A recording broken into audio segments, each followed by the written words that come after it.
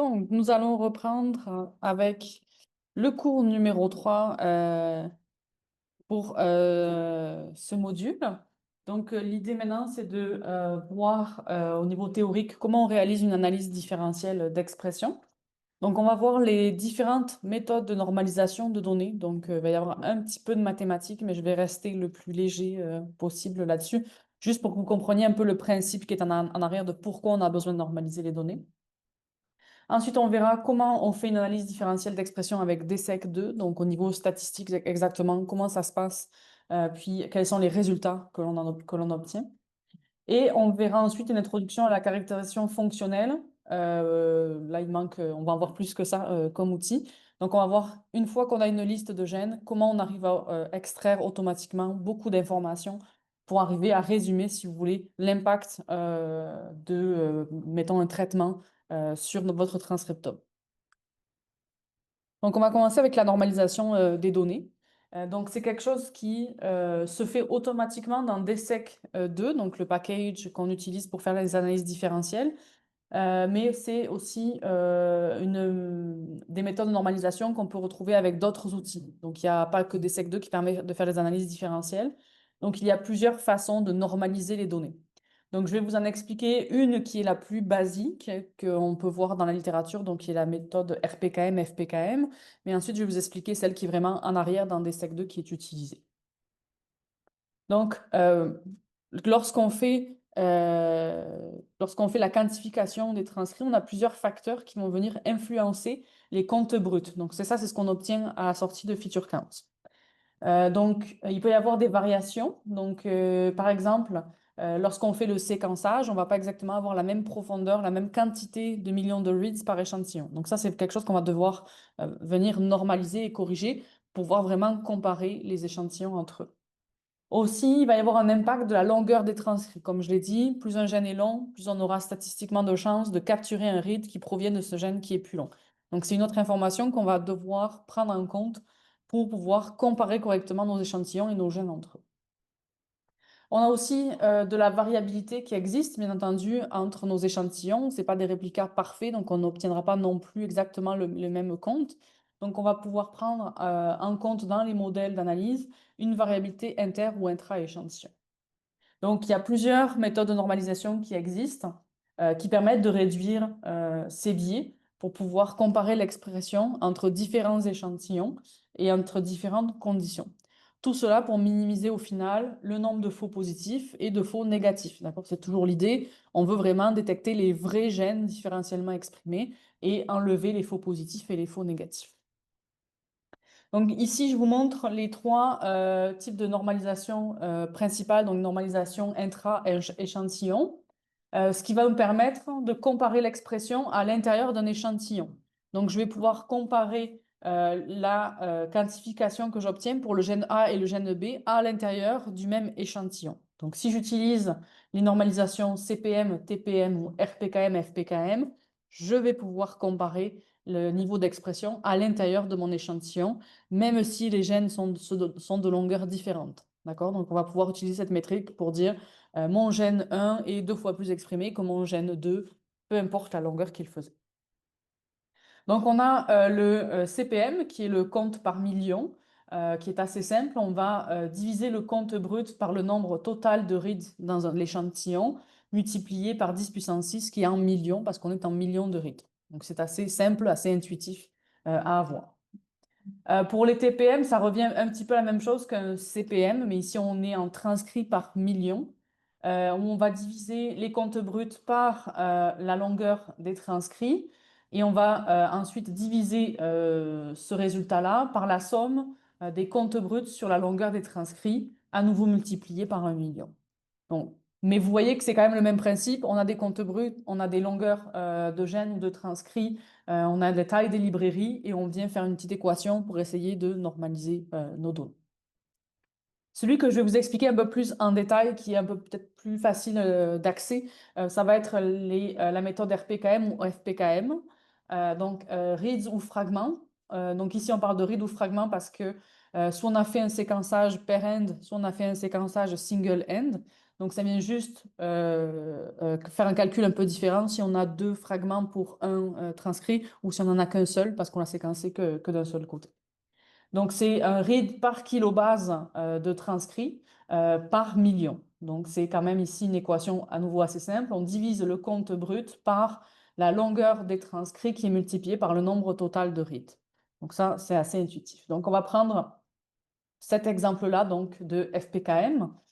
Donc, on a les fragments. Ici, on va compter des paires de reads. Donc, on va compter ça comme étant un seul fragment par kilobase de transcrit. Donc ça veut dire qu'on va compter, on va faire la somme de tous les exons. Donc on va prendre l'exon 1, 2, 3 en kilobase et ça va nous faire la longueur totale en exons de notre gène. Donc ceci va nous permettre de comparer les gènes A et les gènes B, même s'ils sont de longueurs différentes, puisqu'on aura pris en compte ce facteur-là dans notre normalisation. Et ensuite, on va prendre en compte la taille de la librairie. Donc, ça va nous permettre ici de comparer les gènes dans les échantillons, même s'ils avaient, par exemple, 2 fois plus de millions de reads dans un échantillon que par rapport à un autre. D'accord? Donc, un exemple plus concret encore. Ici, on a deux échantillons. D'accord? Échantillon 1, échantillon 2. On a 3 gènes en rouge, vert et bleu. Et on voit ici que, par exemple, que le gène en rouge a 2 exons. Donc, si je regarde mes comptes bruts, le C ici, c'est le compte brut, c'est des entiers. Donc, pour le premier gène qui est ici, on a 12 comptes et on en a 19 ici. Si on regarde le deuxième, on en a 24 ici et 28 ici. Si je regarde seulement mes comptes bruts dans le même échantillon, ma conclusion, ça serait que le gène en vert est 2 fois plus exprimé que le gène en rouge, si je regarde juste le compte brut. Mais ça ne prend pas en compte le fait que le gène en vert, il est plus long, d'accord? Donc, c'est biaisé, d'accord, comme conclusion. Alors que si je calcule la valeur RPKM, que je vais rajouter... Ah mince, il manque la slide. Il manque la slide où c'est écrit ou... Ah ben oui. Si je calcule la valeur RPKM pour tous les gènes, ce qu'on va obtenir, c'est qu'on va avoir 3,1 ici et 3,3 ici, si je me souviens bien. Donc, notre conclusion, ça va être que les gènes ici, rouge et vert, finalement, ont la même expression une fois qu'on normalise par leur longueur. Désolée, il manque une slide, on va la rajouter par après. Donc, c'est vraiment à ça que ça sert. Ça nous permet de comparer les gènes entre eux à l'intérieur de l'échantillon et ça nous permet de comparer le même gène à travers les différents échantillons. Donc, c'est vraiment essentiel la normalisation. On ne peut pas faire d'analyse différentielle sans cette étape-là. Oui. Une question, si on fait la normalisation par RPKM dans l'échantillon 1 et 2, Oui. parce que là, pour aussi, on prend l'exemple du gène en rouge, Oui. on pourrait déjà dire qu'il a la même longueur dans les dessins. Même longueur, mais ici on a 6 millions de reads dans cet échantillon-là, et ici on a 8 millions. Donc ça va venir diminuer, si tu veux, tes valeurs que tu vas obtenir basées sur la taille de tes librairies. Donc c'est pour ça que c'est important de prendre aussi en compte la taille de librairie dans ce cas-là. Ça va? Je dis pas de bêtises, Caroline? Non, non, non, je regardais si on avait la slide. Non, ok. On fait ce calcul pour chaque gène. Oui, ça va être fait pour chaque gène. Donc, au lieu d'avoir un compte brut où on avait des entiers pour chacun des gènes dans chacun des échantillons, cette fois-ci, on va avoir des comptes avec des décimales normalisées. Alors que ce soit du RPKM, on va regarder les différentes valeurs, mais à chaque fois, on aura un compte avec des décimales pour chaque gène. Donc ça, c'est une vieille méthode, d'accord, de normalisation. C'était une des premières qui avait été proposée, assez logique d'accès, je dirais. Aujourd'hui, il y a des approches un peu plus avancées qui ont été proposées, mais qui reposent quand même sur le même principe, c'est qu'on veut rendre comparables les gènes entre eux et les échantillons entre eux. Au niveau des normalisations, il y a d'autres types de normalisation qui cette fois-ci sont inter-échantillons. Donc cette fois-ci nous permettent de comparer les expressions pardon, entre échantillons, donc entre conditions. Donc on a la méthode TMM comme pour Trimmed Mean of M Values qui nous permet de faire une mise à l'échelle des comptes bruts par le log-fold change d'un échantillon de référence. Donc assez simple aussi ici. On ne va pas prendre directement la longueur des gènes, ni les tailles des librairies, mais on vient calculer un log-fold change pour un échantillon de référence et ça va nous permettre comme ça de venir normaliser notre compte à nous. Ce qui nous intéresse le plus et qu'on utilise ici, c'est la normalisation d'ESSEC2. Donc lorsque vous allez le faire dans Galaxy, vous n'allez pas avoir à lui demander de faire la normalisation. Il va prendre les comptes bruts de feature counts, il va les normaliser, puis il va vous sortir le résultat du test statistique. C'est quelque chose que vous ne voyez pas, mais c'est ça qui se passe en arrière. Donc ici, c'est la méthode de la médiane des ratios. Ça va permettre de faire une mise à l'échelle des comptes bruts par rapport à un échantillon pseudo-référence. Donc je vais vous expliquer un peu comment on calcule cette pseudo-référence, qui est dérivée de la moyenne géométrique des comptes bruts pour chaque gène sur tous les échantillons. Donc vous voyez que c'est un peu plus complexe que juste normaliser par la longueur des exons et la taille de la librairie, mais ça permet en finalité la comparaison des échantillons entre eux. Donc, pour la normalisation de DSEC, ça va prendre en compte la taille de la librairie. Donc, s'il y a plus de reads, alors on aura plus de comptes. Donc, c'est pour ça qu'on est obligé de le prendre en compte. Ça va prendre aussi la composition en ARN. Donc, l'idée, c'est que les gènes les plus exprimés correspondent à la majorité des reads, comme on a dit. S'il est fortement exprimé, par un séquençage aléatoire, j'aurai plus de chances de les avoir capturés. Donc, selon les traitements qu'on va faire sur nos échantillons, le nombre de gènes qui est exprimé peut varier entre les différentes conditions. Donc, c'est ça que ça veut dire la composition, c'est quels sont les types de transcrits qui sont présents. Ce n'est pas les compositions en base ou leur longueur, c'est vraiment quel type de population d'ARN on retrouve dans nos échantillons. Pour la normalisation des SEC2, on va utiliser plutôt la médiane à la place de la moyenne. Donc, c'est démontré que c'est une méthode qui est plus robuste aux valeurs extrêmes. Donc, qui va réduire ici, qui va nous permettre de mieux détecter des échantillons aberrants, donc on appelle des outliers, que l'on devrait exclure de nos analyses pour avoir des meilleurs résultats à la fin. Donc, si on prend un exemple un peu plus concret, on va pour chaque gène créer une pseudo-référence. Donc ça, on utilise une moyenne géométrique des comptes du gène pour tous les échantillons. Donc si on regarde ici le tableau, j'ai 3 gènes ABC avec 4 échantillons, 2 contrôles et 2 traitements. Donc on voit bien ici, j'ai les entiers, donc ça c'est ma matrice au départ de comptes bruts.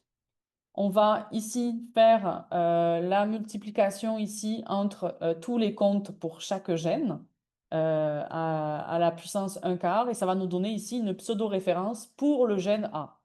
D'accord? Donc à chaque fois, pour chaque gène, on va voir ce calcul qui va être fait. Est-ce que ça va pour ça? Donc une pseudo-référence, la moyenne géométrique. Ensuite, on va calculer les ratios des comptes des échantillons divisés par le compte de la pseudo-référence. Donc on a le compte brut qu'on divise par la pseudo-référence pour chacun des gènes. Donc on voit c'est la même valeur qu'on met ici pour le gène A dans tous les échantillons. On utilise la même pseudo-référence. Là, ça va? Ensuite, on va calculer les facteurs de taille. Donc, c'est difficile quand même à traduire. On appelle ça les size factors pour chaque échantillon cette fois-ci. On ne regarde plus les gènes, on regarde les échantillons. Et ici, ça va être la médiane de tous les ratios pour chaque gène. Donc, cette fois-ci, on va être dans l'autre dimension. On va regarder à l'intérieur des échantillons. OK? Donc, on va calculer la médiane de 0,12, 10,14 et 3,65, ce qui va nous donner la médiane de 3,65. Ça va prendre en compte les tailles de librairie, si vous voulez, quelque part. D'accord? Donc, ça vient normaliser pour cette information-là. Donc, on a comme ça nos facteurs, nos size factors pour chaque échantillon. Donc, 365, 45, 0,10 et 0,35. Ce facteur-là, on vient l'utiliser ici pour calculer le compte normalisé. Donc, on va multiplier le compte brut par ce size factor qu'on vient d'obtenir à l'étape d'avant. Donc là, on a la nouvelle valeur ici de 51,1, donc qui vient être la nouvelle valeur normalisée pour nos comptes. Est-ce que ça va? Donc, vous voyez que c'est un peu différent, mais c'est quand même, ça se comprend quand même assez bien. Ça a été bien fait par Caroline, ces slides-là. Donc, une fois, donc ça c'était pour l'explication pour DSEC, mais je voulais quand même vous montrer un petit tableau résumé. Il y a donc plusieurs méthodes de normalisation que je viens de vous mentionner. Vous allez avoir affaire à ces méthodes de normalisation dans la littérature. Donc, c'est important de comprendre qu'est-ce qu'elles représentent et dans quel cas on peut les utiliser. Donc, par exemple, pour les méthodes CPM, TPM, RPKM, FPKM, on ne peut pas utiliser ces valeurs-là en entrée dans l'analyse différentielle. On ne peut pas donner ça à DSEC2, il n'est pas capable de gérer ça.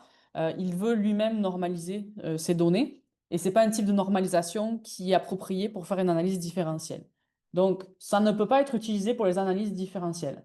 Par contre, ça peut être utilisé pour faire de la visualisation.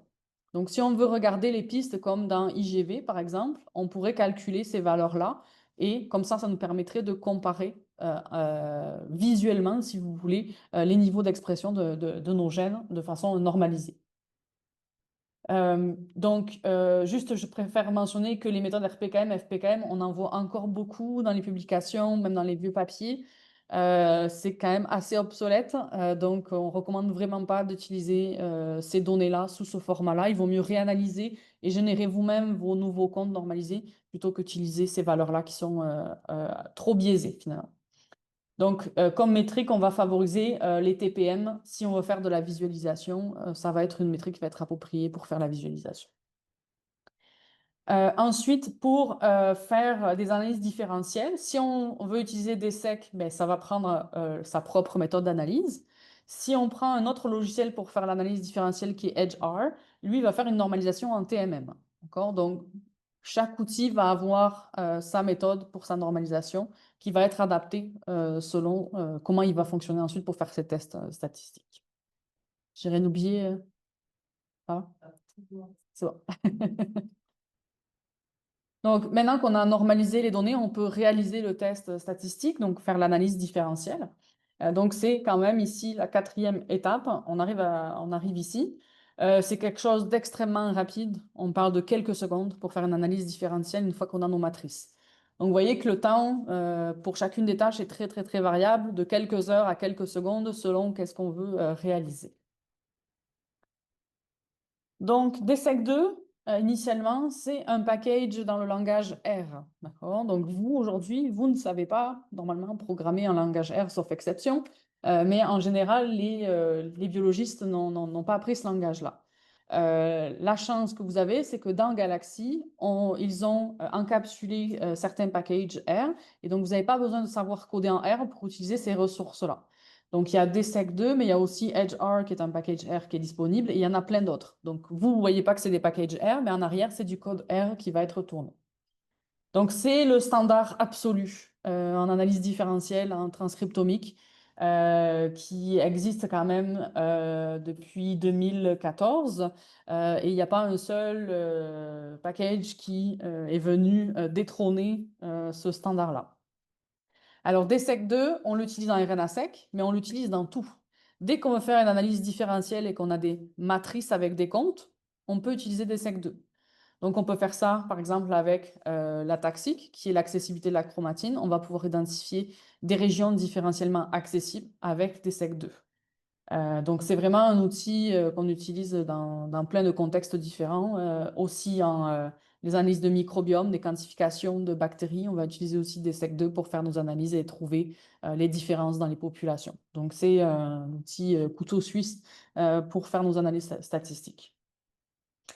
Donc, quelques statistiques citées 84 000 fois. Je pense que vous n'en verrez pas beaucoup dans votre vie qui sont autant citées. Donc, il est disponible dans ce qu'on appelle un gestionnaire de package qui est Bioconductor, mais qui a été maintenant encapsulé. C'est assez récent, hein, ça fait juste quelques années, qui est disponible sur Galaxy. Avant, on était bloqué à cette étape-là. Il n'y avait pas la possibilité de le faire avec Galaxy.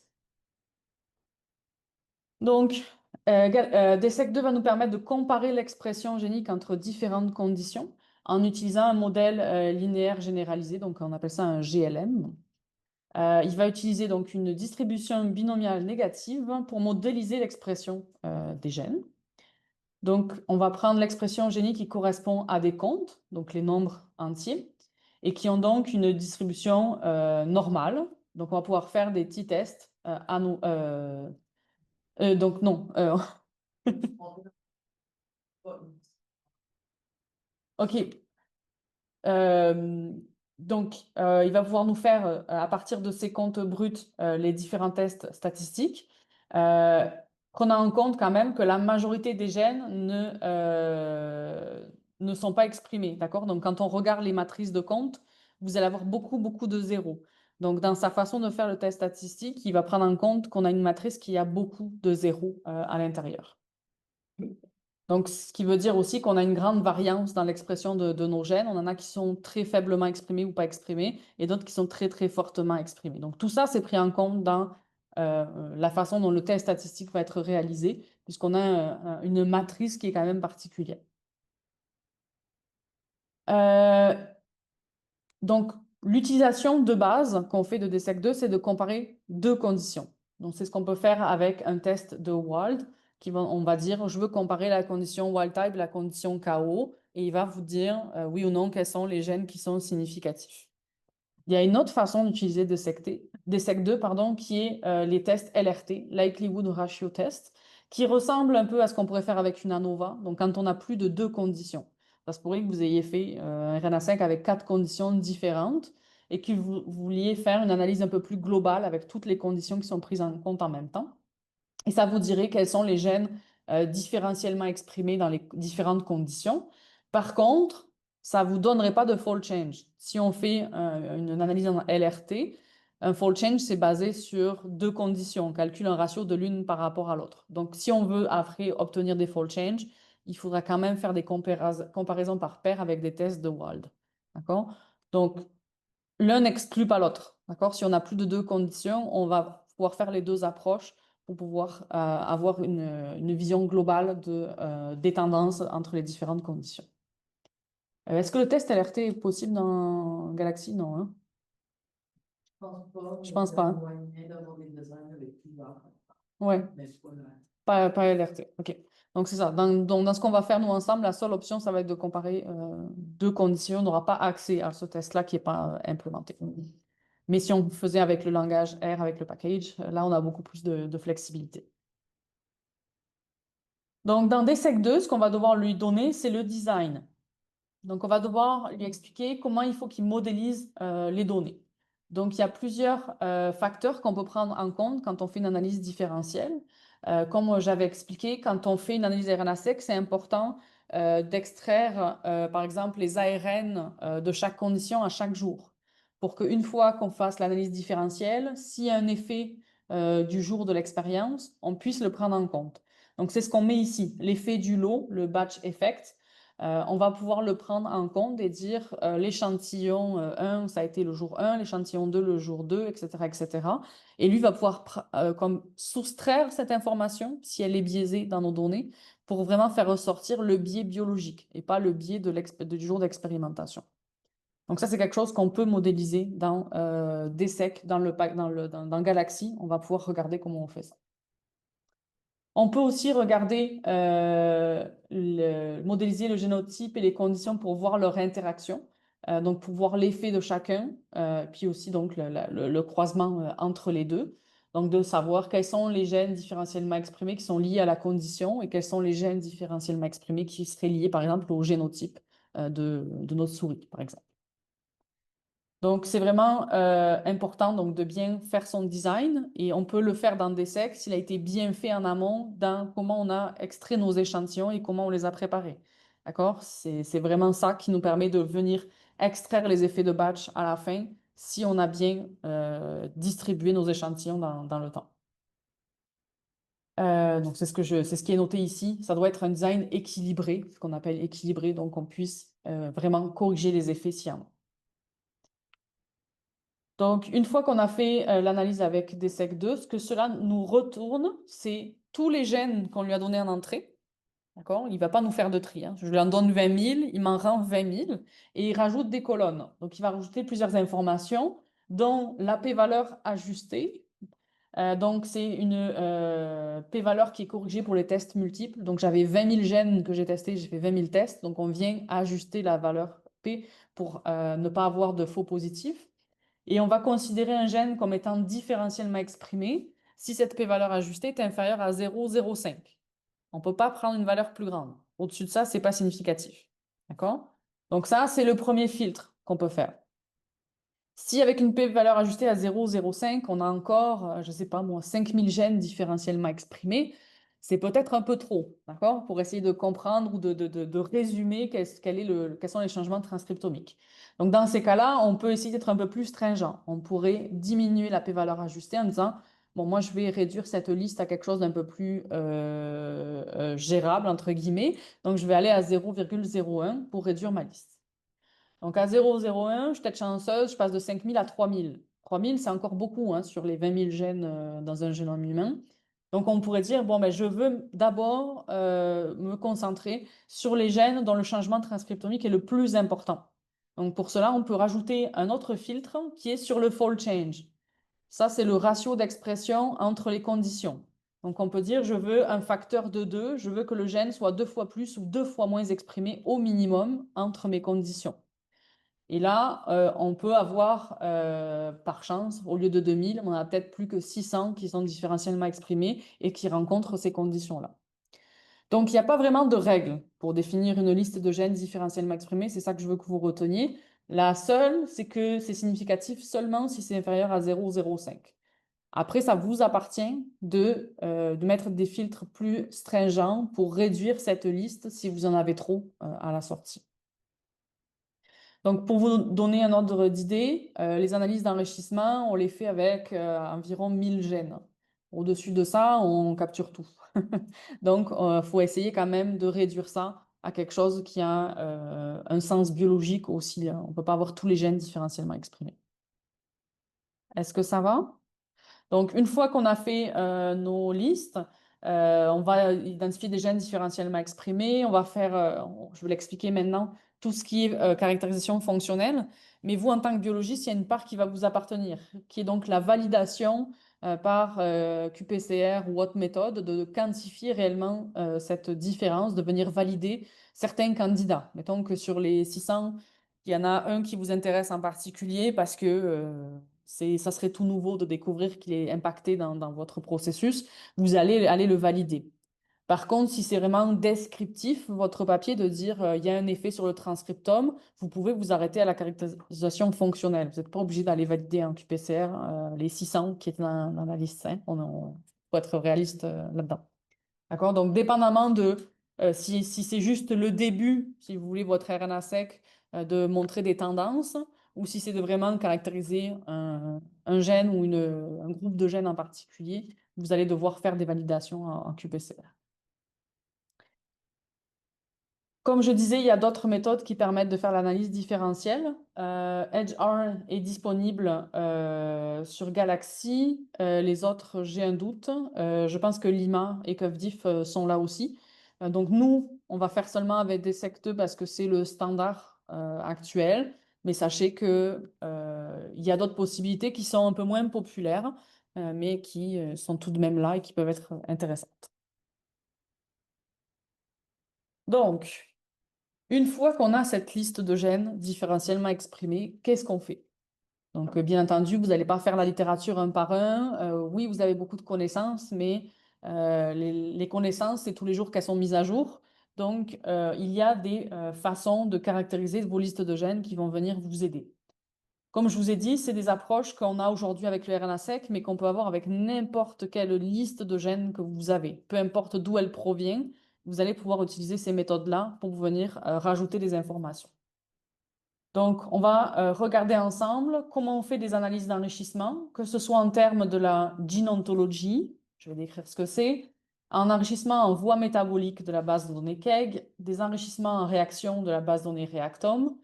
On ne le verra pas ensemble, mais on peut aussi regarder des réseaux d'interaction de la string database. Donc ça, c'est quelque chose quand même qui peut être intéressant en protéomique un peu plus.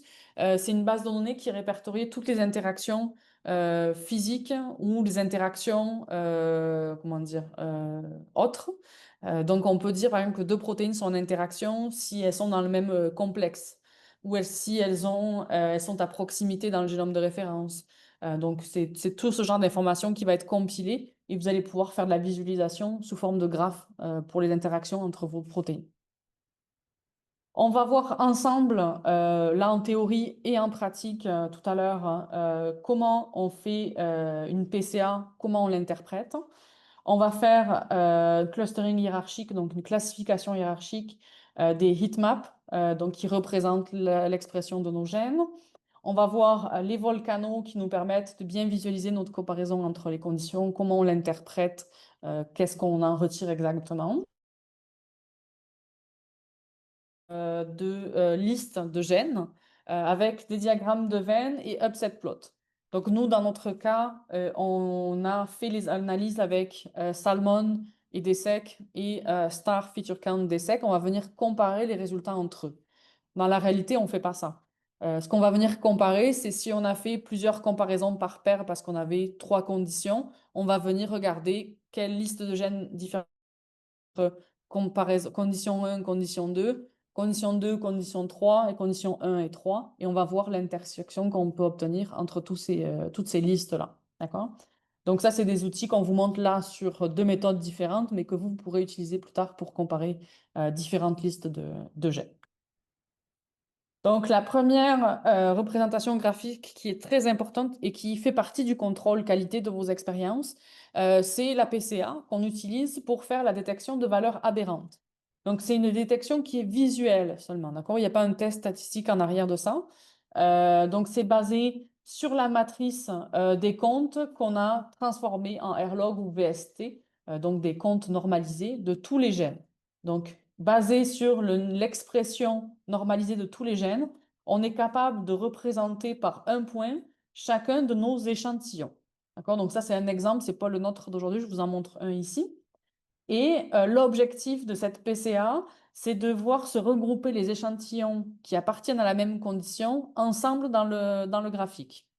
Donc ici, j'ai 2 conditions, contrôle et zim, donc contrôle en jaune, en orange et zim en bleu. Et ce qu'on voit, c'est qu'on pourrait presque tracer une ligne ici entre les échantillons bleus et orange, mais il y en a un qui est un peu bizarre ici. D'accord? Donc lui, si on l'interprète, il est mal positionné. Donc la meilleure des choses, ça serait de l'enlever de l'analyse différentielle, de DSEC2, et de relancer l'analyse différentielle sans lui. D'accord? Donc ça, c'est la première hypothèse. Donc avec la PCA, lui semble bizarre. On va aller vérifier avec une autre représentation graphique si là aussi il est bizarrement positionné. Donc là, j'ai une classification hiérarchique qui a été faite. Donc tout ça, on va le voir avec des SEC2, hein, ils génèrent toutes ces images-là. Donc ça nous permet de voir comment se regroupent les échantillons sur un arbre, d'accord, une classification. Donc, on voit qu'en dessous de ce nœud, on a un premier cluster d'échantillons où on a tous les échantillons orange qui sont regroupés. Alors que sous ce nœud ici dans l'arbre, on a tous les échantillons bleus, mais on a aussi l'échantillon orange de tout à l'heure. Donc, lui aussi, il a l'air mal positionné. Il devrait être quelque part mélangé avec les autres oranges. Donc, basé sur la PCA et la classification hiérarchique, clairement, l'échantillon orange, il est bizarre, il vaut mieux l'enlever de notre analyse différentielle. Pourquoi on peut l'enlever? Parce qu'il nous en reste assez. Tant que vous avez au moins 2 échantillons par condition, vous pouvez utiliser des secs pour faire une analyse différentielle. C'est le minimum dont il a besoin. C'est un n égale 2. Alors c'est sûr que plus, mieux c'est, mais c'est le minimum pour faire un test statistique, c'est n égale 2. Une autre façon de voir des valeurs aberrantes, c'est la matrice de corrélation qui est calculée entre les échantillons. À nouveau, ça c'est fait par DSEC2, on va le regarder ensemble. Donc de la même façon, on voit qu'on a un échantillon orange qui a l'air d'avoir une corrélation élevée. Donc la corrélation est plus élevée, plus c'est jaune. Donc il a l'air plus corrélé avec les échantillons qui sont bleus qu'avec les autres échantillons de son même groupe. Donc, 3 façons de quantifier, si vous voulez, les regroupements entre échantillons qui nous pointent clairement que celui-ci, il est bizarre. Donc, c'est un coefficient de corrélation de Pearson, c'est bien classique là-dessus. Donc, il nous permet de voir entre échantillons quelle est leur proximité. Est-ce que ça va? Donc, nous, on va aller voir hein, dans nos analyses, on va aller regarder la PCA, on va regarder tout ça pour voir si tout est bon. Et si tout est bon, ça veut dire qu'on peut utiliser la liste des gènes différentiellement exprimés pour continuer notre analyse. S'il y a un problème avec un échantillon, on l'enlève et on refait des secs. Et là, on revérifie. Et si tout est bon, on peut continuer à nouveau. Ouais. Est-ce que c'est, en gros, ça prend de l'expression des gènes d'un échantillon, de l'expression globale, C'est tous les gènes, toute la matrice. et une position sur le graphe, en comparant par rapport aux échantillons du même groupe. Excuse-moi, j'ai pas compris ta question. Est-ce que Par exemple, si l'échantillon qui est bizarre par rapport à aux autres oui, du même groupe, ils sont du même groupe, ils sont de la même condition. sont de la même condition? Oui. Ok. Donc, ça prend juste l'expression génique de tous les gènes d'un groupe, puis ça regarde si elles clusterent ensemble. Ça prend la matrice complète, c'est-à-dire que tu as tous tes échantillons de toutes les conditions et en ligne, tu as tous les gènes. Ok. Ça prend tout ça. Tout ça, ça fait une grosse dimension, hein. Donc, on a maintenant jusqu'à 50 000 gènes qu'on quantifie, dépendamment des transcrits, etc., là, mais, ou 20 000. Mais tu as une matrice de 20 par ici, là, je suis à 5 échantillons par 10. Et basé sur ça, c'est un nuage de points que tu as, d'accord? Et donc, la PCA, ce qu'elle fait, c'est qu'elle va transformer ce nuage de points en faisant une projection dans un plan qui va expliquer le mieux la variation entre tes échantillons. Donc, c'est ce qu'on fait avec une analyse en composantes principale, c'est qu'on essaye de trouver la dimension en 2D qui explique le mieux la variation entre tes échantillons. Donc ça, c'est la projection qui explique le plus la variation entre tes échantillons. Donc ici, on voit bien que lui, il est vraiment variable par rapport aux autres parce que l'objectif, c'est de pouvoir tracer une ligne qui sépare tous tes échantillons. Qu'elle soit dans ce sens, dans n'importe quelle orientation, ça, on s'en fiche. Mais il faut que tu puisses distinguer d'un côté tes échantillons d'une condition et de l'autre, les échantillons de l'autre condition. Je pose la question parce que, Oui, par exemple, dans mon cas, si tu as des conditions de souris montantes, oui, tu regardes les arènes exprimées dans le sang en gros. Quand tu as des souris Wi-Fi, tu as des n égale à 3. oui. Si tu as des cas de problème comme ça, tu peux l'enlever et ça va te rester n égale à 2. Oui, tu peux redescendre à n égale 2. Oui, ça, il n'y a pas de souci. Donc ça, c'est vraiment très important, hein, parce que là, nous, avec ça, on est capable de dire si des gens ont échangé des échantillons. Parce que des fois, c'est vraiment très flagrant. On va avoir vraiment juste un échange de couleurs, puis on va dire, oh, il s'est passé quelque chose. Donc, si on est capable de valider que c'est vraiment un échange, par exemple, parce qu'on sait qu'il y a un chaos quelque part, donc on va pouvoir aller regarder le compte de ce gène-là, qu'on sait chaos dans une condition, oui ou non. Et si on n'est pas sûr de pouvoir distinguer, on élimine simplement parce qu'on ne veut pas garder de l'incertitude dans nos analyses. Mais c'est courant d'enlever des échantillons, hein. Juste faut se déculpabiliser de ça, là. C'est quand même difficile dans certains cas de faire de la reproductibilité. Donc, c'est quand même courant qu'on enlève des échantillons. Et l'autre question, c'est si jamais il n'y a pas de classe problème différencié entre les conditions, est-ce que ça peut dire qu'il n'y a pas de différence entre les... Ça peut dire qu'il n'y aura pas de différence. Mais ça, toi, tu vas venir le valider avec ton analyse différentielle. Si ton analyse différentielle ne te retourne pas de gènes différentiellement exprimés, ça veut dire que le phénotype que toi, tu observes qui est différent, ben, la variation, elle n'est pas au niveau transcriptomique. Elle peut se situer à un autre niveau. Que ça au niveau protéique, ça peut être une régulation par des micro-ARN, des ARN non codants. Ça peut être des modifications post-transcriptionnelles. Il y a plein de choses qui se passent entre le transcrit est présent et la protéine fait sa fonction. Donc, c'est pas toujours le transcriptome qui va répondre à ça. J'ai déjà eu des analyses où j'avais 0 gène différentiellement exprimé. C'était très beau, mais la variation, le phénotype qu'ils observaient n'était pas dû à ça. Et on l'a publié en l'état dans un papier Nature en disant ce n'est pas au niveau transcriptionnel que la régulation se fait. Donc, c'est une réponse en soi. J'en étais là. Euh, Donc là, dans ce cas-là, on a enlevé l'échantillon orange qui était aberrant et on refait notre PCA. Et donc cette fois-ci, on est capable de tracer une ligne entre les échantillons orange et les échantillons bleus. Donc on va pouvoir utiliser ça pour faire notre analyse différentielle. Oui. Non, je t'ai pas diapo, mais avec Ouais. le point aberrant levé. Oui, ici, ça c'était avec. Là, on l'enlève. Donc, on a perdu l'échantillon. 1, 2, 3, 4, ou pas. Parce que, tout en bas à droite. Parce que là, dans celui de droite, tu as 5 échantillons orange. Ouais, mais j'ai peut-être Le moyen, il me semble que c'est moi qui ai fait quelque chose avec. C'est juste pour vous montrer un exemple. Fait que ça se peut que c'est 1, 2, 3, 4, 5. Ouais, j'ai inversé les couleurs. C'est les bleus. Il y en a moins. Il y a 4 bleus, alors que là, il y en avait 6. En fait, c'est juste une inversion. C'était pour vous montrer, hein, d'accord, un exemple que j'ai manipulé sans refaire l'analyse en tant que telle.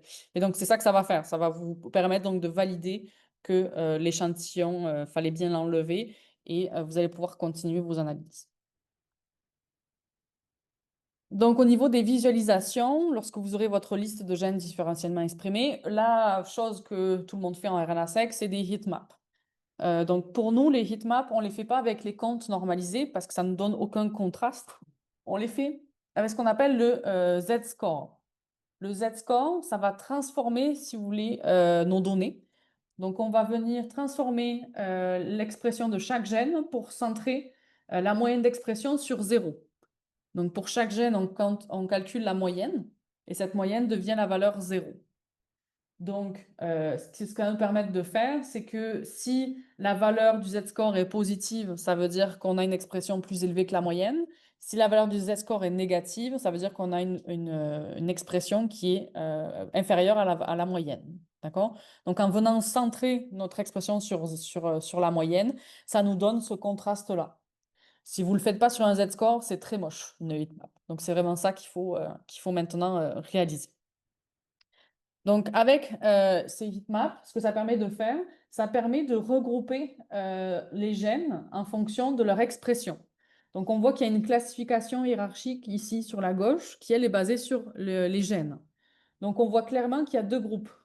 Assez évident ici. On a tous ces gènes qui sont moins exprimés dans cette condition. Et on a ce deuxième groupe où ces gènes-là sont plus exprimés dans cette première condition. Donc, ça vient contraster, si vous voulez, mettre en évidence des groupes de gènes. Donc, ce qui peut être intéressant par la suite, c'est de diviser en deux notre analyse. On peut aller regarder ce groupe de gènes qui est surexprimé dans une condition et ce groupe de gènes qui est sous-exprimé dans cette même condition. Donc, c'est quand même intéressant à voir la heatmap que l'effet n'est pas le même dans tous les gènes, dans chacune des conditions.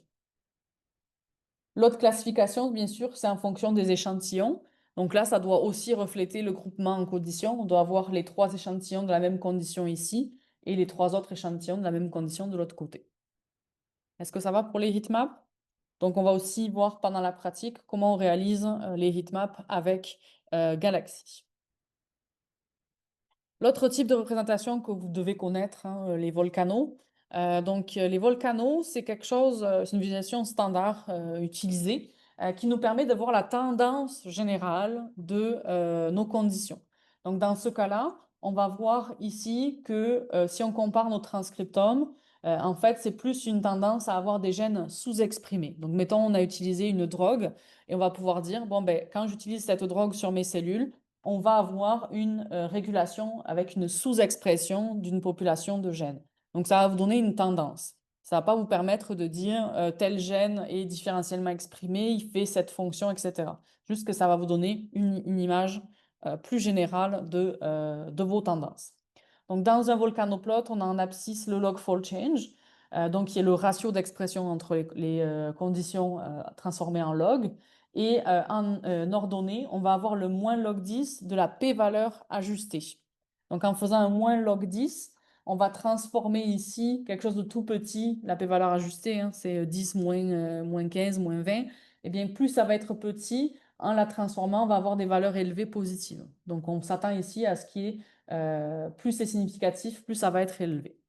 Donc, on voit ici qu'on a quelques gènes ici qui sont très significatifs dans notre analyse. Donc, c'est ceux qui sont en haut. Est-ce que ça va pour les volcanos? Ok. Donc, ça aussi, on va regarder comment on fait avec Galaxy. Autre type de visualisation qui a ses limites, qui est le diagramme de Venn. Donc là, je vous montre le maximum qu'on peut faire. Je n'ai pas mis l'exemple du génome de la banane qui est affreux.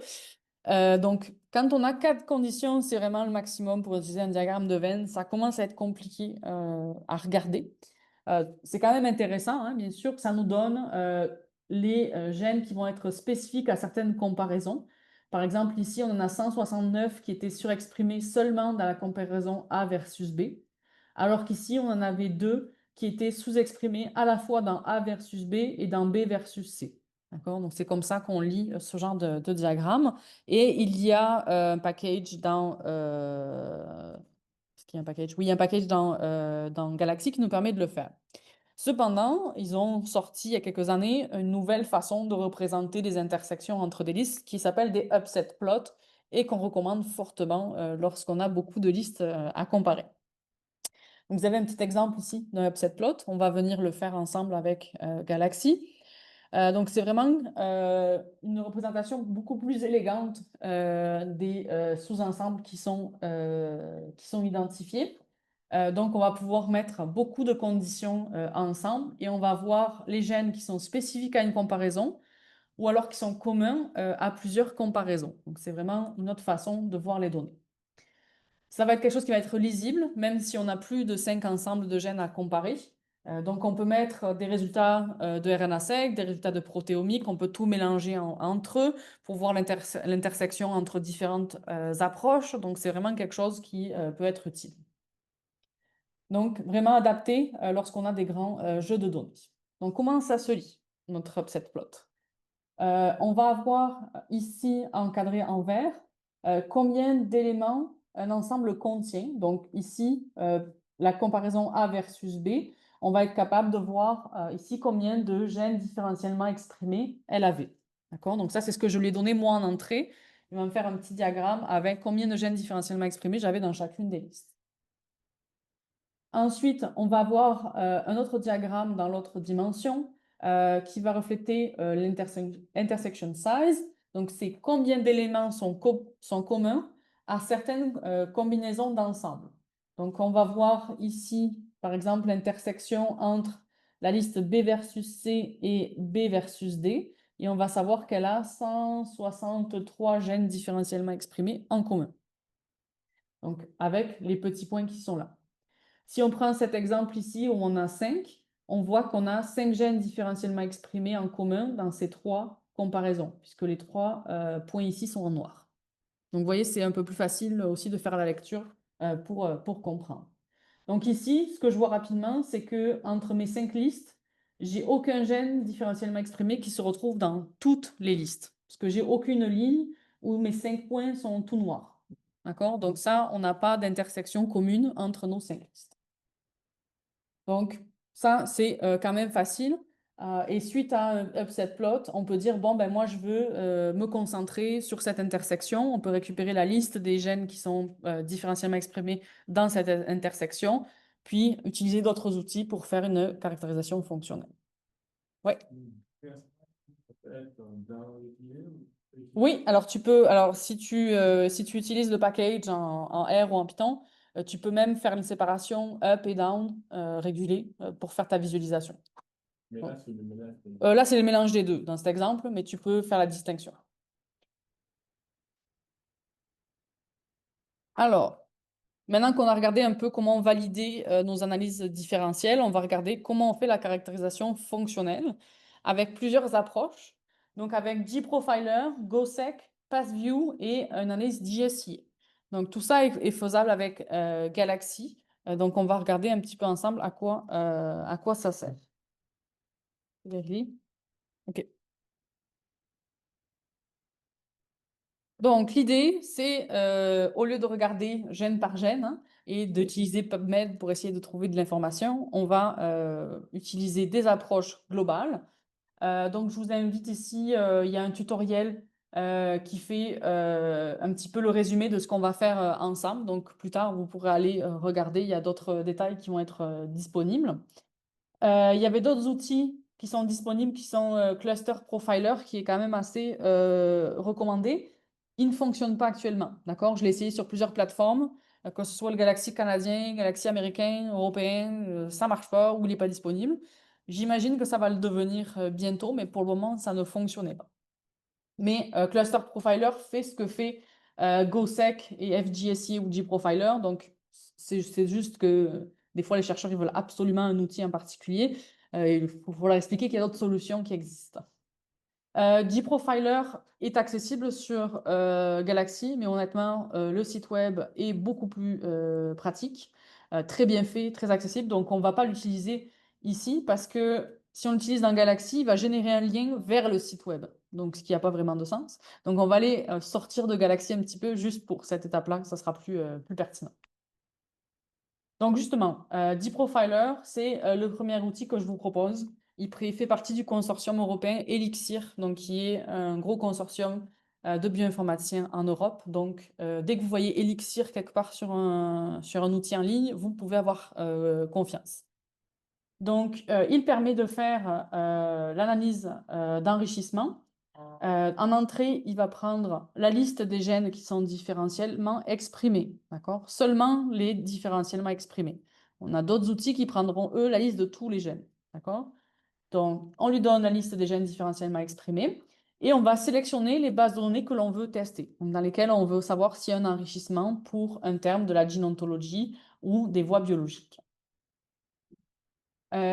Lui, il va comparer donc les gènes différentiellement exprimés avec les listes des gènes dans ces différentes bases de données. Il va compter combien de gènes de la liste sont associés à chacun de ces fonctions ou chacune de ces voies. Et il va comparer ce nombre à ce qu'on attendrait par hasard par un test statistique, donc un test hypergéométrique ou de Fisher. Donc, l'idée, c'est que j'ai une liste de gènes. Ces gènes sont associés à des fonctions moléculaires, disons. Et donc, je veux tester si statistiquement, j'en ai plus que si j'avais tiré au hasard des gènes dans le génome de référence. Est-ce que j'en ai plus que dans ma liste que j'avais au départ? Donc, c'est vraiment juste ça, le test. C'est un test par tirage aléatoire. Comme on fait plusieurs tests dans plusieurs bases de données, on va venir aussi corriger pour les tests multiples. Donc, on va aussi regarder des p-valeurs ajustées. On ne regarde jamais juste les p-valeurs. Donc, qu'est-ce que ces bases de données ou ces ressources-là? Si vous n'avez jamais regardé en détail, qu'est-ce que c'est? Donc, la première chose, c'est la gene ontology. La gene ontology, c'est un projet qui était destiné à décrire les gènes et les produits des gènes en utilisant un vocabulaire contrôlé.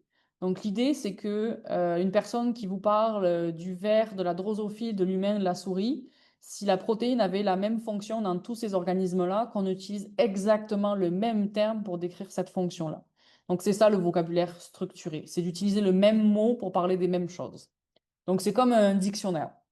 Ce dictionnaire, il est séparé en 3 ontologies que je vais décrire. Ils ont juste décidé que ça se divisait en 3. Donc, c'est vraiment un projet bioinformatique qui date de 1998 puis qui continue. D'accord? Donc, on continue à décrire les gènes et les produits des gènes dans les organismes modèles, mais bien entendu, dans maintenant tous les organismes qu'on a pu séquencer. Donc, comme ça, on s'assure qu'on utilise le même vocabulaire, peu importe l'organisme auquel on a affaire.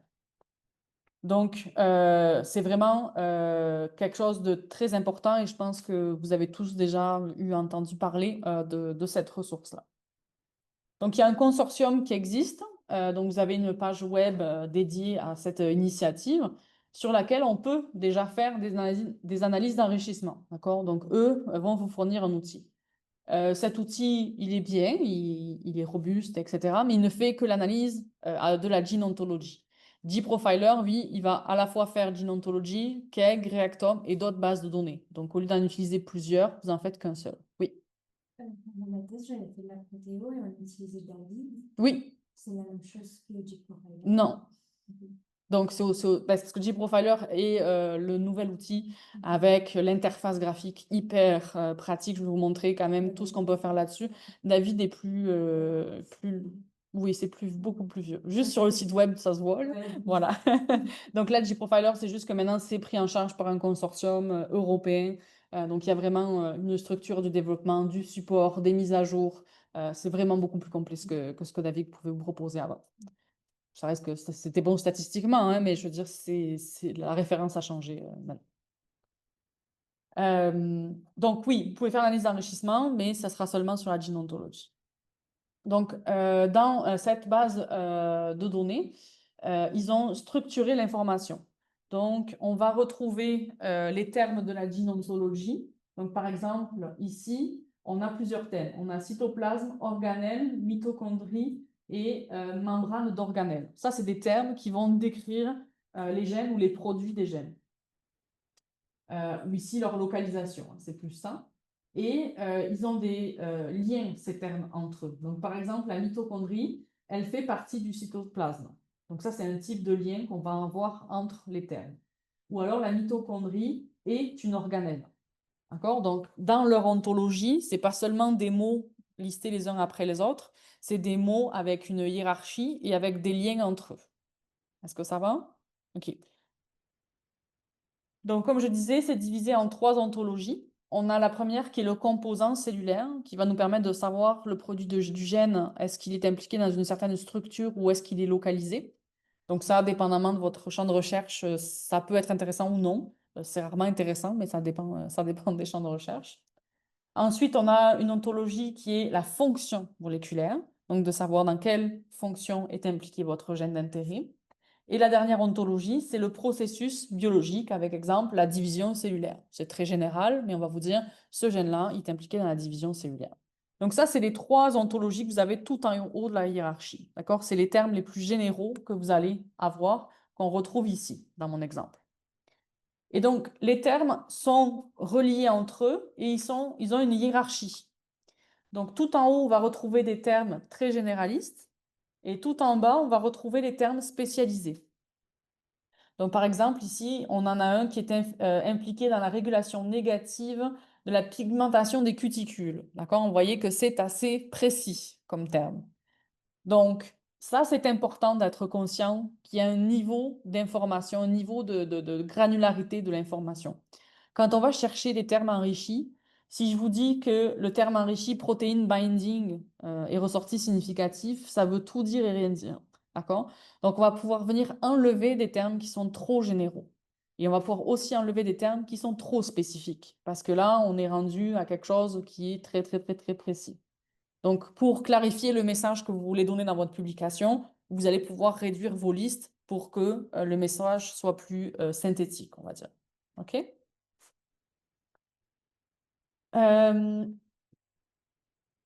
Qu'est-ce que je voulais dire ici? Ah oui, dans GProfiler, il va utiliser donc l'information qui est dans la base de données de la Gene Ontology. Et ces informations sont associées à des types d'évidences différentes. Donc, on a des choses qui sont associées, c'est-à-dire qu'on sait que la fonction moléculaire, elle a été démontrée expérimentalement, par exemple. Donc, on va avoir plus confiance en ce type d'association que, par exemple, des choses qui vont être prédites in silico, d'accord, avec un ordinateur. Donc, pour chaque terme qui est associé à un gène, on va avoir comme un niveau de confiance que c'est le bon terme qui lui est associé. OK? Ça, je vous le dis parce que dans GProfiler, vous allez voir des cases comme ça de couleurs qui apparaissent, qu'il faut un peu comprendre c'est quoi. Donc, l'autre base de données qui est disponible quand on fait les analyses d'enrichissement, c'est KEGG. Donc, pour Kyoto Encyclopedia of Genes and Genomes, donc qui est hébergé au Japon. Donc, c'est une base de données qui nous permet de comprendre les fonctions biologiques des cellules, des organismes, des écosystèmes. Donc, leur objectif, c'est de fournir des cartes des voies biologiques. Donc, on appelle ça donc des maps de KEGG qui vont intégrer à la fois les gènes, les protéines, les métabolites et aussi les interactions avec les réactions biochimiques. Donc, c'est vraiment complet. Donc, dans cet exemple, c'est le cycle du citrate que vous avez peut-être vu dans vos cours de biochimie, qu'à l'époque, on devait connaître par cœur. Mais là, finalement, c'est accessible sur la base de données KEGG. Et on peut savoir exactement qui intervient à quel moment dans la carte. OK? Donc, en gros, on a cycle du citrate et on sait la liste de tous les intervenants dans cette liste-là. Donc, nous, avec notre liste de gènes, on va pouvoir savoir est-ce que j'ai 10 gènes qui sont impliqués dans le cycle du citrate. D'accord? Donc, comme ça, on va à nouveau faire des tests d'enrichissement pour savoir si nos gènes sont impliqués dans des voies métaboliques qui sont décrites dans cette base de données-là. Ça va pour KEGG? OK. L'autre base de données qui est Reactome, donc qui est plus récente bien entendu que KEGG, et qui essaye de structurer l'information un peu différemment. Ici, ils ont décrit les réactions. qui sont présents dans les organismes et c'est une base de données seulement sur l'humain. Donc, si on a, nous, de la souris, il va venir chercher l'orthologue, s'il existe, dans l'humain pour nous transférer l'information. Donc, c'est un peu plus limité. Alors que dans KEGG et gProfiler, on va avoir l'information pour les autres organismes. Donc, qu'est-ce qu'on retrouve dans cette base de données? Les réactions biochimiques élémentaires, des voies métaboliques, des voies de signalisation, des réactions, et aussi, il y a pas mal de choses par rapport aux maladies qui sont descriptives. Donc, c'est un peu c'est différent de ce que KEGG va vous proposer, mais c'est plus à jour que ce que KEGG peut parfois vous proposer. Un problème avec KEGG aussi, c'est que ce sont les gens qui soumettent leurs données. Et parfois, il y a des biais dans ceux qui soumettent les données. C'est toujours les mêmes. Donc, c'est un peu toujours les mêmes thématiques qui sont abordées. Donc, c'est moins éclectique au niveau des connaissances qui sont présentes dans ces bases de données-là. Alors, donc là, on a vu les bases de données. Concrètement, comment on fait notre test d'enrichissement. Donc, on a ici un exemple. On avait 50 gènes différentiellement exprimés. Donc là, j'ai fait des petits chiffres pour que ce soit plus facile à voir. On a le terme de la génontologie réponse immunitaire qui, lui, on le sait dans le génome au complet, il y a 300 gènes qui sont associés avec ce terme-là. D'accord? Donc, si je prends le génome humain, j'en ai 300 qui sont décrits avec réponse immunitaire. Moi, dans les 50 que j'avais, j'en ai 10 qui sont décrits par le terme réponse immunitaire. Ma question est-ce qu'en ayant 10 parmi 50, j'en ai plus que par le hasard dans les 300 qui étaient présents ici? D'accord? C'est ça qu'on veut savoir. Si je fais un tirage aléatoire, est-ce que je vais aussi en avoir 10 ou est-ce que je vais en avoir moins que ça? Sachant que la taille des gènes ici, c'est 20 000 pour simplifier dans le génome humain. Donc, on va faire le test. On a 10 gènes. Par hasard, si je fais un tirage, je devrais avoir 0,75 gènes associés au terme réponse immunitaire. Par le hasard. Moi, j'en ai 10. Donc, j'en ai quasiment 10 fois plus. OK? Donc ça, ce que ça me dit, c'est que mon terme ici, réponse immunitaire, est enrichi dans ma liste à moi de termes, de gènes différentiellement exprimés. Est-ce que ça va? C'est aussi simple que ça, le test d'enrichissement. Oui. Merci pour tous les autres. Oui, pour toutes les ressources, que ce soit Geo, KEGG, Reactome, c'est la même chose. Tu vas à chaque fois regarder combien tu en as dans ton génome au complet, combien tu en as dans ta liste, et faire un calcul pour savoir par un tirage aléatoire combien tu en aurais. Donc, je vous donne ici un exemple un peu plus, avec un peu plus de chiffres. On avait ici des termes des bases données KEGG, gynontologie des composants cellulaires et réactomes. Donc, on a ici un résultat de gProfiler. Donc, term size, ça va être le nombre de gènes dans le génome de référence qui ont ce terme-là à noter. Query size, c'est combien de gènes on a dans notre liste à nous d'intérêt. Et l'intersection, ça va être l'intersection entre les deux. Donc, combien parmi les 20 étaient annotés avec le terme ici KEGG, oxidative phosphorylation. Ici, on avait le nombre de gènes dans notre génome de référence. Puis, on va retrouver ici la p-valeur ajustée qui va nous dire si oui ou non ce terme était enrichi. Est-ce que ça va? Aussi simple que ça. Donc, on ira sur le site de gProfiler. Oui. Les parents, qui peuvent ressortir. Oui. Oui, parce que ce que tu viens faire, c'est regarder dans ce qui est connu. Donc, si tu viens avec quelque chose qui est peu décrit, ben, peut-être que tu vas moins le récupérer. On a quand même toujours un peu quelque chose qui ressort, hein, mais des fois, c'est trop généraliste. Ou des fois, c'est complètement à côté. Ou alors, les gens n'ont pas vu qu'il y avait, notamment dans les échantillons humains, des fois, on n'est pas au courant hein, que certaines personnes ont certaines maladies et autres. Donc, des fois, ça ressort tout d'un coup. Donc, ça peut être surprenant les résultats qu'on a. Mais ça marche quand même globalement. Tu sais, je veux dire, tu peux retrouver des termes que tu t'attendrais à voir. Donc, ça fonctionne quand même très bien. Ouais, C'est entre KEGG et réacteur. ouais. Bon, ça semble être quand même les mêmes choses. C'est vrai, l'autre voie métabolique, c'est plus généraliste et l'autre, c'est des réactions, mais En général, on prend les trois. C'est la base. en même temps. Oui, Oui. on fait l'analyse avec les trois. Et de ça, on va faire le tri. D'accord? On met jamais l'ensemble des termes enrichis dans les résultats dans une figure. Toi, tu sais qu'est-ce que tu veux mettre en valeur, tu sais, les tendances que tu veux mettre en valeur dans ton analyse. Donc, tu vas pouvoir dire, je vais mettre un top 10 de termes qui sont pertinents par rapport à ce que j'étudie comme processus et tu vas les mettre en valeur. Ils seront tous significatifs, mais tu vas juste te faire une petite liste de dire, bon, ben, c'est ça qui a l'air d'être en adéquation avec l'histoire que je raconte. Donc, il y a quand même, vous, une sélection que vous faites par après. Tu vas pas laisser protein binding, par exemple. Tu vois, ça va pas. En général, on l'enlève, tu vois. Donc, ça va être à toi de faire une sélection par la suite. Oui, mais quand on montre la graphe, comment on organise ça, les voies qui sortent sur le GO versus L versus L. Donc, soit ils sont mélangés dans le même graphe, un bar plot qu'on va faire avec la valeur moins log 10 ici de la p-valeur ajustée. Est-ce que je l'ai appris? Non. Donc, on peut les faire tous ensemble ou tu les fais séparément. Donc, tu peux avoir un bar plot pour Keg, GO et puis pour Reactome. C'est vraiment pas gênant.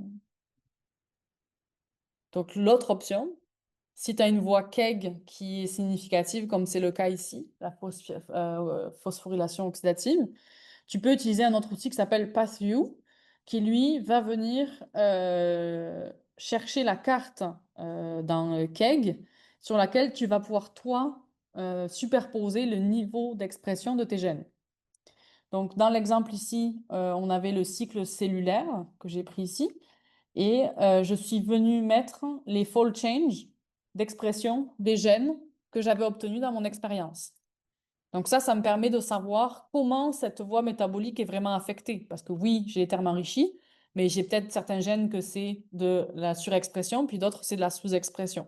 Donc en faisant la visualisation comme ça avec la carte, ça vient m'aider un petit peu à l'interprétation de comment ce processus finalement est affecté dans mon exemple. Est-ce que ça va? Donc ça aussi, on va le faire ensemble.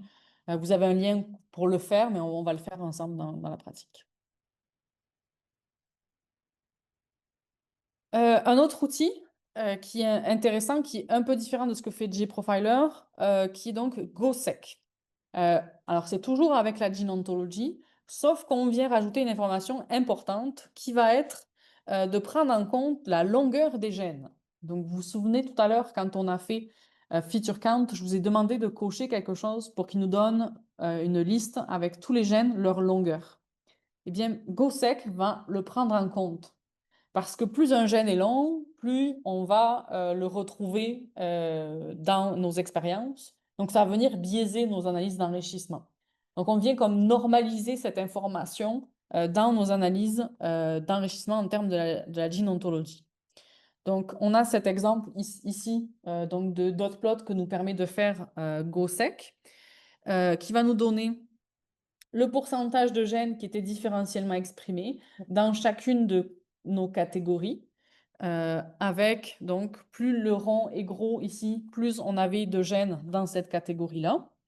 Et ensuite, plus le terme était significatif, plus la valeur ici allait être bleu clair. OK? Donc, ça nous permet là d'avoir un résumé un peu des termes qui sont enrichis en prenant en compte cette information donc de la longueur des gènes. On va le faire aussi dans la pratique.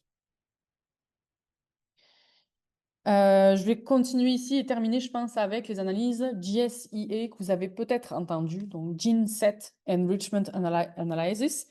Ça, c'est différent de ce qu'on vient de voir avec GProfiler. D'accord? Dans un Gene Set Enrichment Analysis, ce qu'on veut voir, c'est parmi des signatures qui ont été décrites, d'accord? Donc, des signatures, c'est des listes de gènes qu'on sait impliqués dans un processus. Est-ce qu'on a un enrichissement donc dans des gènes qui sont surexprimés ou sous-exprimés? Donc ici, on ne choisit pas des gènes différentiellement exprimés, on lui donne tous les gènes qu'on a quantifiés avec un score. Donc je vais expliquer comment on va calculer ce score-là, qui va prendre en compte la p-valeur ajustée et le log fold change. Donc là, peu importe qu'il soit significatif ou pas, c'est tous les gènes avec un score qui va nous permettre de les trier en ordre d'importance. Donc ici, il va falloir préparer plusieurs fichiers. Le premier fichier qu'on a besoin pour faire une analyse GSIA, donc c'est ce fichier de rang. Donc une liste de gènes qui est triée. Et elle va être triée en général par le produit du log-fold change avec son signe fois la p-valeur ajustée. Donc ça nous permet d'avoir tout en haut de la liste les gènes surexprimés et tout en bas de la liste les gènes sous-exprimés. D'accord? Ça va pour ça? Donc on ne trie pas seulement sur le log-fold change, on vient mettre aussi le résultat du test statistique pour s'assurer de bien trier notre liste. Donc, si un exemple ici, on va avoir première colonne l'identifiant du gène, deuxième colonne le score qui est la combinaison du log-fold change et de la p-valeur ajustée. Avec cette liste triée de tous les gènes quantifiés dans notre expérience, on peut faire l'analyse GSI. Donc, pour cela, on va venir comparer notre liste triée avec des ensembles de gènes qu'on va retrouver au format GMT. Donc, c'est juste le nom du fichier, mais c'est cette extension-là qu'on va vouloir rechercher. Qu'est-ce qui contient ce fichier GMT? Il va contenir le nom de l'ensemble de gènes. Par exemple, ici, c'est Gene Ontology, régulation positive de la transcription virale. D'accord? Donc, c'est quand même super précis. Et là-dedans, ça va vous dire tous les gènes. On va avoir ici une longue ligne qui va définir donc tous les gènes impliqués dans ce processus-là. Et donc, nous, on va venir tester tous ces ensembles de gènes sur notre liste et trouver quel ensemble de gènes est significatif par rapport à notre liste à nous. Oui. L'ensemble de gènes, c'est indépendant. C'est genre Oui, c'est une base de données que je vais. Ouais. Donc, qui est MSigDB, donc une base de données de signature qui est présente pour l'humain et la souris seulement. Donc ça, c'est différent, ça repose quand même sur la gene ontology, sur des connaissances, mais la donnée est organisée différemment. Et nous, notre liste d'entrée, c'est tous les gènes, alors qu'avant, on prenait juste les gènes différentiellement exprimés. Donc, où on trouve ces GMT, donc c'est ce que je dis ici, on a MSigDB pour les humains et souris.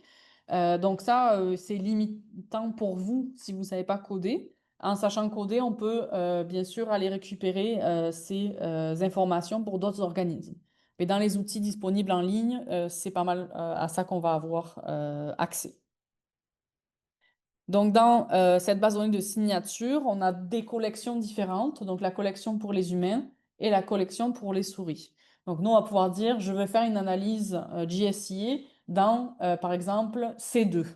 Et dans C2, si on regarde, c'est des listes de gènes qui viennent de bases de données de Pathway, de PubMed et des bases de données d'experts dans le domaine. Donc, c'est quand même différent de ce qu'on a vu, Gene Ontology et Cake.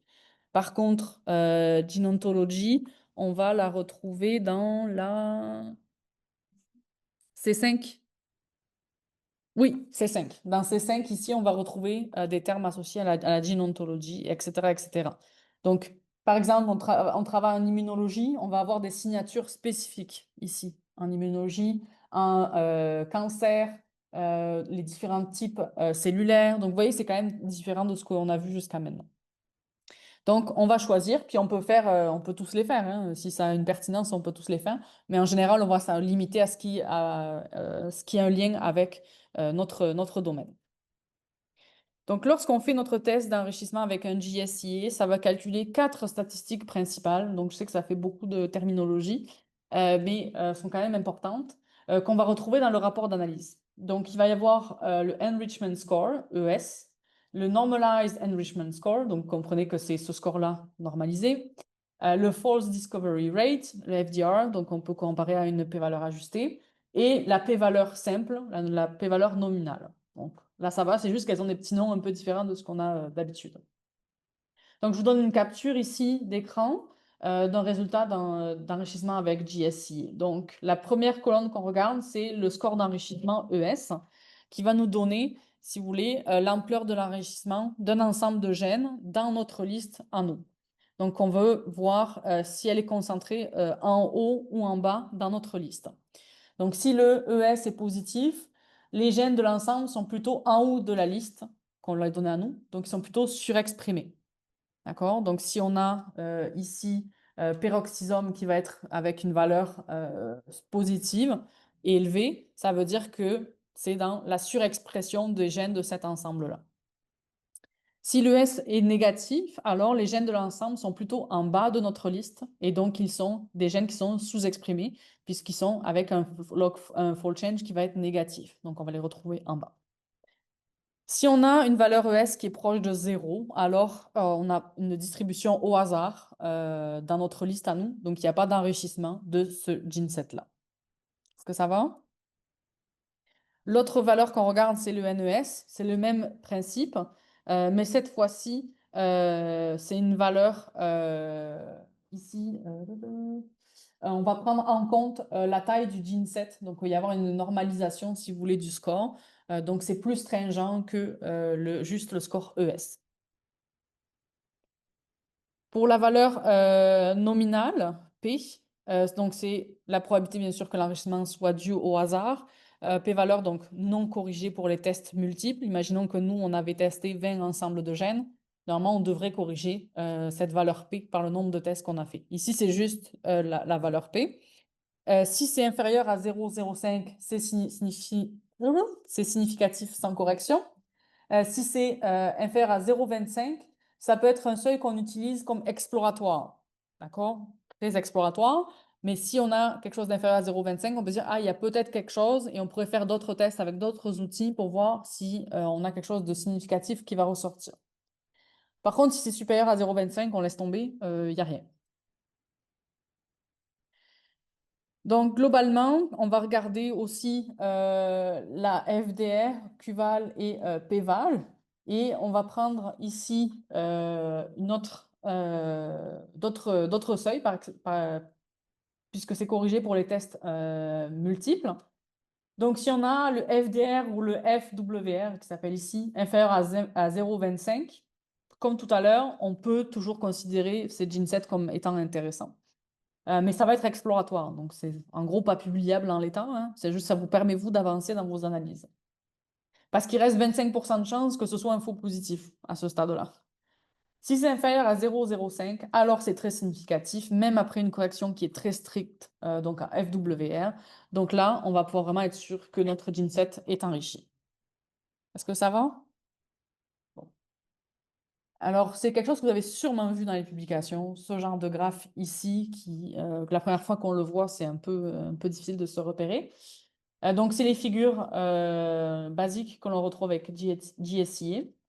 Donc, on a une figure d'enrichissement, la courbe qui montre où les gènes d'une gene set apparaissent dans la liste qui est classée. Donc, si ça monte, ça veut dire ici qu'on a notre liste, nos gènes dans notre liste qui sont présents au début de notre liste à nous. Le pic de la courbe, c'est l'enrichissement le plus fort. Donc, ça veut dire qu'ici, on est au maximum que l'on a dans notre liste à nous. Si le pic est à gauche ou le pic à droite, ça ne veut pas dire la même chose. Donc, pic à gauche, l'enrichissement est dans la surexpression de ces gènes-là, de ce gene set. Si le pic est à droite, ça veut dire qu'on est en bas de notre liste et donc on est dans la sous-expression, tout simplement. Est-ce que ça va? Donc, vous voyez, chaque barre ici, c'est les gènes, hein, d'accord? Donc, on voit qu'ils sont plus accumulés sur le côté gauche que sur le côté droit pour ce gene set-là. Ouais. Non, c'est les gènes du gene set, où ils sont dans notre liste à nous. Notre liste, elle est triée, d'accord? Avec les surexprimés en haut, sous-exprimés en bas. Tu as une liste de gènes dans un gene set et tu viens voir où ils sont positionnés dans cette liste-là. Donc là, dès qu'il y a un trait, ça veut dire que tu avais un gène du gene set qui était en haut de ta liste. C'est bon? C'est l'intersection des deux, là, mais c'est ça que ça vient représenter. Où ils sont positionnés. Donc, tu en as ailleurs dans la liste, mais on voit qu'il y a quand même un enrichissement ici dans le haut de ta liste. Ça va? C'est plus clair? Ouais, hein, j'ai bien fait de le montrer. Donc, ça sera tout pour maintenant. Donc, on a la pause coffee break.